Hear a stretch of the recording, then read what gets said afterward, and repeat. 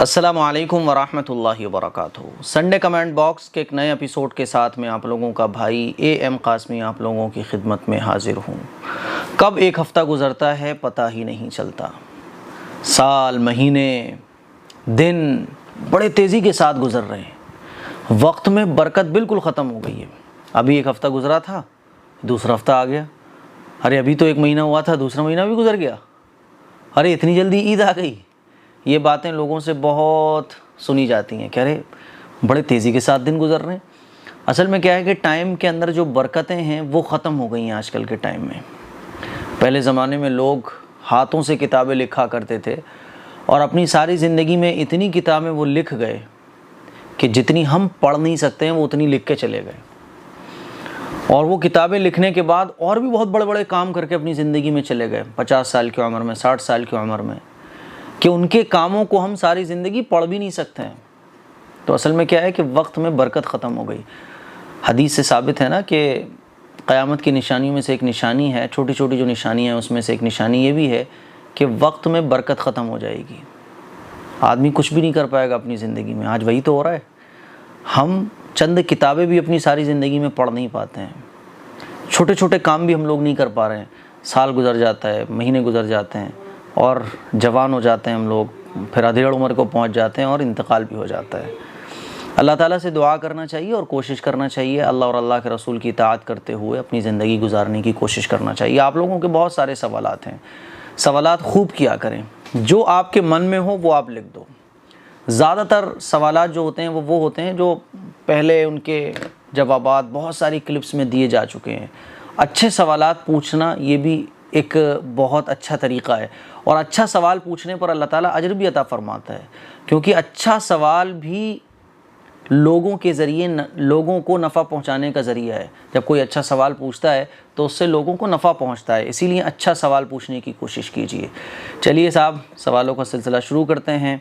محمد بدر الدین پوچھتے ہیں، کہتے ہیں سر آپ کو بہت بہت شکریہ اچھی اچھی باتیں بتانے کے لیے، اللہ آپ کو سلامت رکھے، اور آپ کا بھی شکریہ، اللہ آپ کو بھی سلامت رکھے، کیونکہ اچھی اچھی باتیں بتانے والے تو بہت لوگ ہیں لیکن سننے والے بہت کم ہیں۔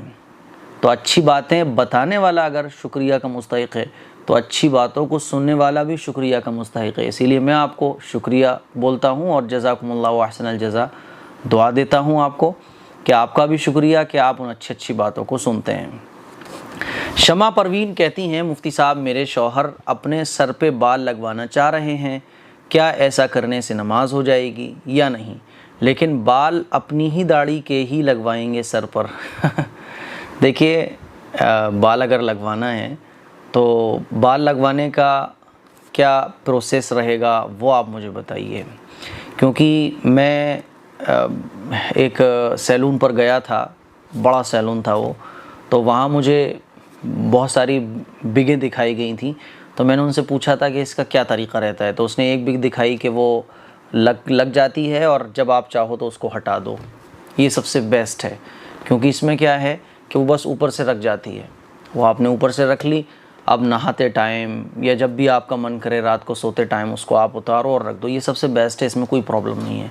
لیکن وہ جو ہوتی ہیں نا جو چپک جاتی ہیں، کیمیکل وغیرہ، گوند وغیرہ یا لگا کے پورا ایک لیئر بنائی جاتی ہے سر پہ، پھر وہ بگ جو ہے وہ چپکا دی جاتی ہے، تو اس سے کیا ہے کہ ظاہر مسا نہیں ہوگا، اور مسا نہیں ہوگا تو وضو نہیں ہوگا، اسی طرح سے پانی جو ہے وہ سر کی جو اسکن ہے وہاں تک نہیں پہنچے گا۔ تو آپ مجھے یہ بتائیے کہ آخر کون سا طریقہ ہے جس سے یہ آپ کے ہسبینڈ جو بال لگوا رہے ہیں وہ کیسے لگوائیں گے، کون سی والی بگ لگ رہی ہے، تو آپ مجھے بتائیے، اس کے بعد ہی میں آنسر دے پاؤں گا، ٹھیک ہے؟ بہتر تو یہ ہے کہ دیکھیے بال اڑ گئے تو کوئی بات نہیں ہے، بالوں کو اڑنے دو، زیادہ اپنے آپ کو خوبصورت بنانے میں اور اس میں اور اس میں مت لگو، ابھی بال اڑ گئے کچھ اور بھی ہو جائے گا، زندگی کا کچھ پتہ نہیں ہے نا؟ اتنا ٹائم، اتنا پیسہ اور اتنی زیادہ نیٹ اور اتنی زیادہ دقتیں اس میں ہوتی ہیں کہ صاحب 15-20 دن کے اندر آپ کو اس کی پتہ نہیں صفائی وغیرہ بھی کرانی ہوتی ہے، اور بہرحال بہت ساری پرابلمس ہوتی ہیں، اسی لیے زیادہ چکر میں پڑنے کی ضرورت ہی نہیں ہے۔ میری طرح آپ امامہ باندھ لو، ٹوپی وغیرہ لگاؤ، کیپ لگا لو، ٹھیک ہے، زیادہ جھنجھٹ میں پڑو مت۔ سر پہ بھی اثر پڑتا ہے اس کا، آپ دیکھیں گے کہ بگ لگانے کے سائیڈ ایفیکٹس تو بہت سارے سائیڈ ایفیکٹس بھی ہیں. اس لیے میرا ماننا یہ ہے کہ بال اڑ گئے تو کوئی بات نہیں ہے، بغیر بال کے بھی زندگی چلتی ہے. اپنے آپ کو قابل بنائیے اور اپنے اندر صلاحیتیں پیدا کیجئے، اپنی زندگی کا مقصد پہچانیے. باقی سب کچھ ختم ہونے والا ہے. بگ کے ساتھ بھی آپ کتنے دن رہ لیں گے؟ 20 سال، 30 سال، 40 سال بس. ٹھیک ہے، اسی لیے کوئی ٹینشن نہیں ہے. اپنا ایک الگ ہی لک بنا لو آپ، کیپ لگا کے، اب جو گول ٹوپیاں آتی ہیں وہ لگائیے آپ. اتنی خوبصورت خوبصورت ٹوپیاں بھی آ رہی ہیں. میرے اتنے بڑے بال ہیں، میں اس پہ بھی پگڑی لگا لیتا ہوں، تو کوئی مشکل نہیں ہے. بہرحال آپ مجھے بتائیے گا تبھی میں آنسر دے پاؤں گا.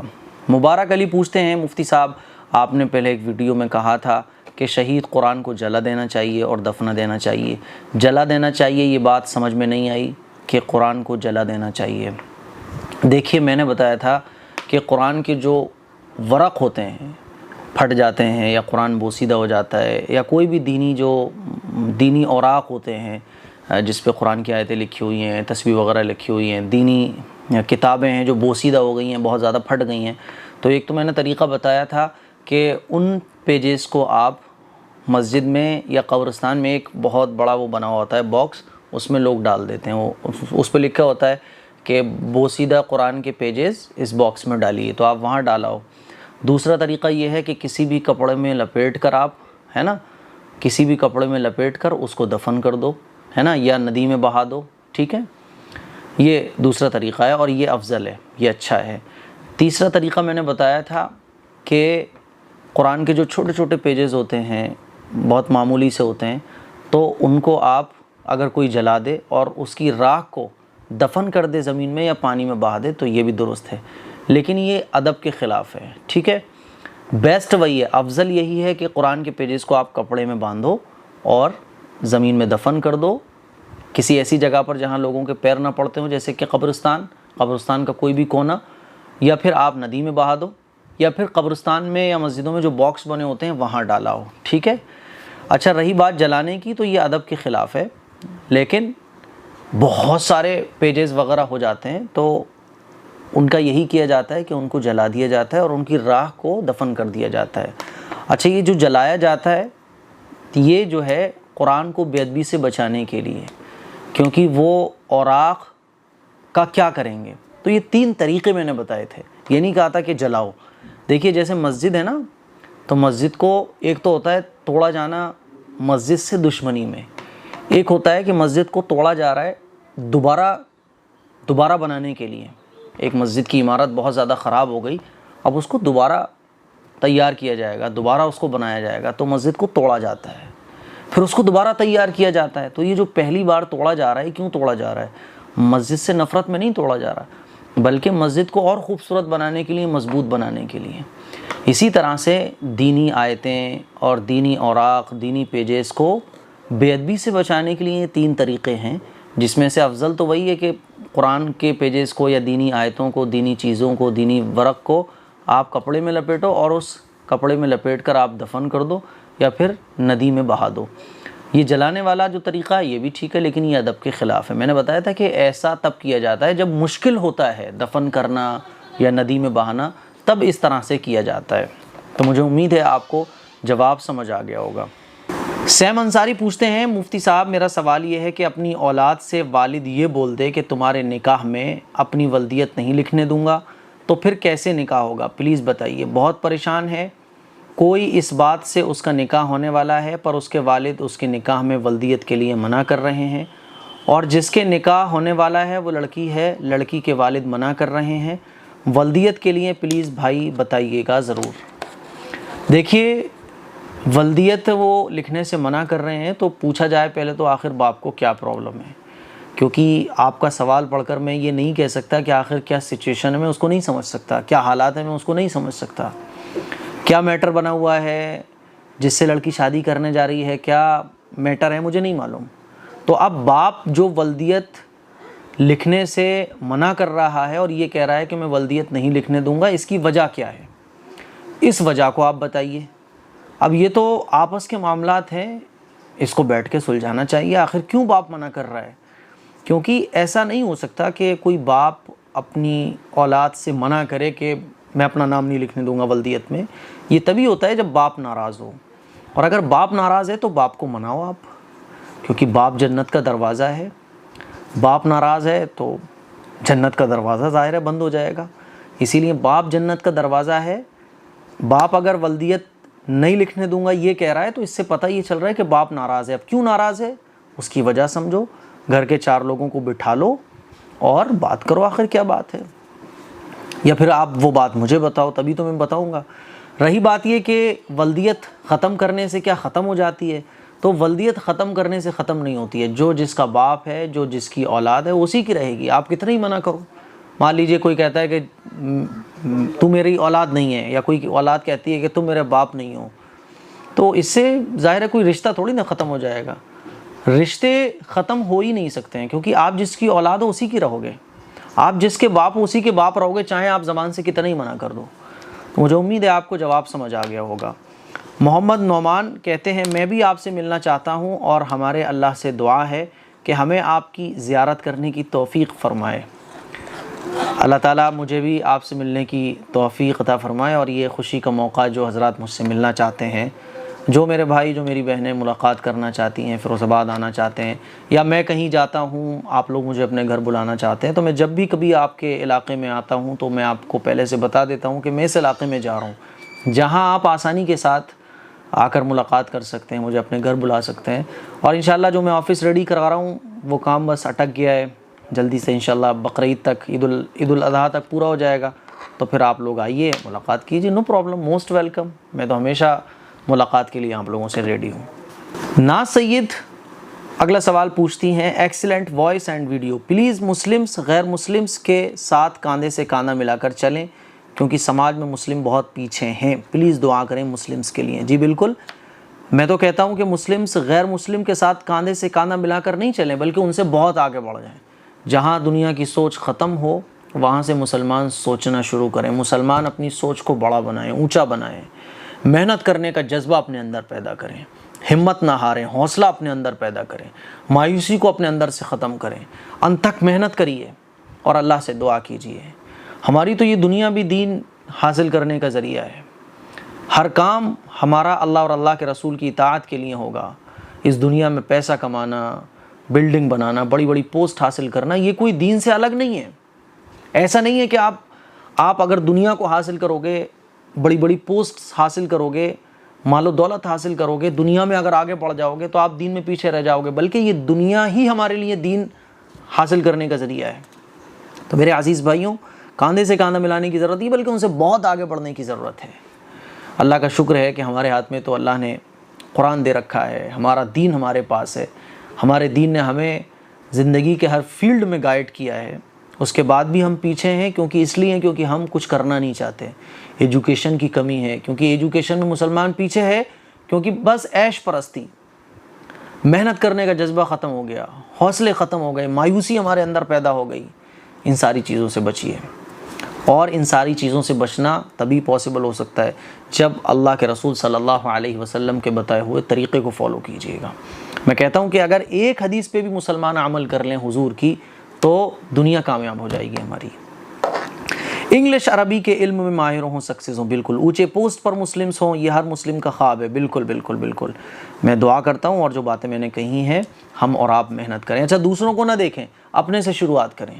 یہ بدلاؤ، یہ چینجنگ کیوں نہیں آتی ہے؟ کیونکہ ہم ہمیشہ جب بھی کوئی بات کرتے ہیں یا جب بھی کسی بات کے بارے میں سوچتے ہیں تو دوسروں کے بارے میں سوچتے ہیں، اپنے کے بارے میں نہیں سوچتے. تو چینجنگ اور بدلاؤ نہیں آتا. اپنے سے شروعات کریں. سب سے پہلے اپنے اندر چینجنگ لانے کی کوشش کریں اور اپنی خامیوں کو تلاش کرنے کی کوشش کریں. اب جیسے یہ بات میں بول رہا ہوں تو یہ بات سننے کے بعد یہ نہیں کہ ہم دوسروں کو بارے میں سوچنے لگا رہے میرا دوست ایسا ہے، یار میری فرینڈ ایسی ہے، یار فلاں ایسا ہے، بلکہ میں کیسا ہوں. آج سے میں محنت کروں گا، آج سے میں انتھک محنت کروں گا، آج سے میں اچھے سے پڑھوں گا، آج سے میں بڑے بڑے خواب دیکھ کر اللہ سے دعا کروں گا اور کوشش بھی انتھک کروں گا. تو پھر اللہ تعالیٰ راستے کھولتا ہے. امائرہ فاطمہ کہتی ہیں جن کا نکاح ہو گیا ہو اور بدائی نہ ہوئی ہو تو کیا وہ میاں بیوی ایک دوسرے سے مل سکتے ہیں کہ نہیں؟ دیکھیے، نکاح ہو گیا، بدائی نہیں ہوئی، تو نکاح جب ہو گیا تو میاں بیوی ہیں وہ دونوں مل بھی سکتے ہیں، ملاقات بھی کر سکتے ہیں، لیکن مناسب نہیں ہے ملنا جب تک ودائی نہ ہو. کیونکہ جب ودائی نہیں ہوگی تو ظاہر ہے آپ چھپ کر ملو گے، اور چھپ کر جب آپ ملو گے تو آج کل حالات آپ دیکھ رہی ہیں کیسے ہیں، کچھ پتہ نہیں ہوتا کہ کون کب کے بدل جائے. ہے نا. تو اسی لیے چھپ کر نہ ملو, وداعی ہو جائے اس کے بعد ہی ملاقات کرو. کوئی بھی کام ایسا نہ کرو جس سے آپ کے گھر والوں کو پتہ نہ ہو. کوئی بھی چوری چھپ کے کام نہیں ہونا چاہیے. چوری چھپ کے جو کام ہوتے ہیں ان کے نتیجے اچھے نہیں ہوتے, اگرچہ وہ کام جائز ہوں. سمجھ میں آ رہا ہے؟ چوری چھپ کے جو کام ہوتے ہیں ان کے نتیجے اچھے نہیں ہوتے. اسی لیے وداعی نہیں ہوئی ہے تو میاں بیوی ایک دوسرے سے مل سکتے ہیں, لیکن چوری چھپکے سے بالکل نہ ملو, کیونکہ اس کے نقصانات بہت زیادہ ہیں. کیا کیا نقصانات ہیں؟ ایسے بہت سارے واقعات میرے سامنے ہیں کہ نکاح ہو گیا تھا لیکن وداعی نہیں ہوئی تھی. لڑکے نے لڑکی کو ملنے کے لیے بلایا, دونوں ایک دوسرے سے ملتے رہے, ملاقات کرتے رہے, ہے نا, اور ظاہر میاں بیوی تھے تو کچھ اور چیزیں بھی بیچ میں ہو گئیں. اس کے بعد کیا ہوا کہ لڑکے نے چھوڑ دیا. وہ بیچاری لڑکی کی تو زندگی خراب ہو گئی. تو اب یہ کیوں ہوا؟ کیونکہ چھپ کے مل رہے تھے. بڑوں کی کوئی ذمہ داری, بڑوں کی طرف سے کوئی پابندی ان لوگوں پر نہیں تھی. تو بہت سارے نقصانات ہیں. یہ تو میں نے ایک چھوٹا سا نقصان آپ لوگوں کے سامنے بیان کیا ہے. تو بہت سارے نقصانات ہیں, یہ تو میں نے ایک چھوٹا سا آپ کو واقعہ سنایا ہے. جب وداعی ہو جائے اس کے بعد تھوڑا سا اور صبر کر لو, اور ماں باپ کو چاہیے کہ وداعی کرنے میں زیادہ دیر نہ کریں. اچھا, جاوید اختر کہتے ہیں مفتی صاحب آپ کی ویڈیو سے بہت کچھ سیکھنے کو ملتا ہے, آپ بہت اچھے سے سمجھاتے ہو, اللہ آپ کو دنیا اور آخرت میں مقام عطا فرمائے, آمین آمین, جزاکم اللہ احسن الجزا. بھائی جان امید کرتی ہوں آپ خیریت سے ہوں گے. میں آپ کی نیو اسٹوڈنٹ ہوں, نام عشرت پروین. ایک سوال ہے, آپ میری بڑی امی بولتی ہیں کہ شوال کے روزے نہیں رکھنا. جس کی شادی ہوئی ہو, میں رکھتی ہوں تو وہ بولتی ہیں یہ غلط کرتی ہو, یہ روزے لڑکی نہیں رکھتی. ایسا کچھ بھی نہیں ہے. شوال کے جو روزے ہیں یا اور بھی جتنے بھی روزے ہیں, جو بھی بالغ ہے ان کے لیے ہوتے ہیں. اب وہ لڑکا ہو, لڑکی ہو, میرڈ ہو, ان میرڈ ہو, جوان ہو, بوڑھا ہو, ادھیڑ ہو, کوئی بھی ہو. دین کی کوئی بھی چیز ایسی نہیں ہے کہ صاحب یہ جوان نہیں کرے گا میرڈ کرے گا, یہ بوڑھا کرے گا ادھیڑ نہیں کرے گا. ایسا کچھ بھی کوئی بھی چیز نہیں ہے. اسی لیے آپ کی بڑی امی کو میری بات سمجھنا چاہیے, اور میری بھی وہ بڑی امی ہیں, ہمارے بڑے ہیں, جتنے بھی ہمارے بڑے ہیں ان کو جو ہے نا کوئی بھی بات جب وہ کہیں تو ایک بار حدیث کی روشنی میں اس کو جانچ کر لیں, اس کے بعد کوئی بات کہیں. لیکن بڑے ہیں ہمارے تو ان کا احترام اپنی جگہ ہے, ان کی عزت اپنی جگہ ہے, لیکن ان کو آپ پیار سے یہ بات سمجھا سکتی ہیں. فیکٹی ووڈ, مفتی صاحب میرا سوال یہ ہے کہ اگر عورتوں کی آگے کی شرمگاہ سے ہوا خارج ہو تو کیا جیسے بیٹھنے سے تو کیا وضو ٹوٹ جاتا ہے؟ وضو نہیں ٹوٹتا ہے. ٹھیک ہے. 1 2 کا 4. مفتی صاحب میں 5 وقت کی نماز پڑھتا ہوں الحمدللہ, اور درگاہ پہ بھی جاتا ہوں. کیا درگاہ پہ جانا غلط ہے؟ اگر غلط ہے تو کیوں غلط ہے؟ تھوڑا کلیئرلی بتاؤ مفتی صاحب. آپ درگاہ پر جاتے ہو تو کیوں جاتے ہو؟ اگر آپ درگاہ پر اس لیے جاتے ہو بھئی ہمارے بزرگ ہیں, ایصال ثواب کرنے کی غرض سے جاتے ہو, اور آپ کو ان بزرگ سے محبت ہے اس لیے آپ جاتے ہو, تو کوئی مسئلہ نہیں ہے.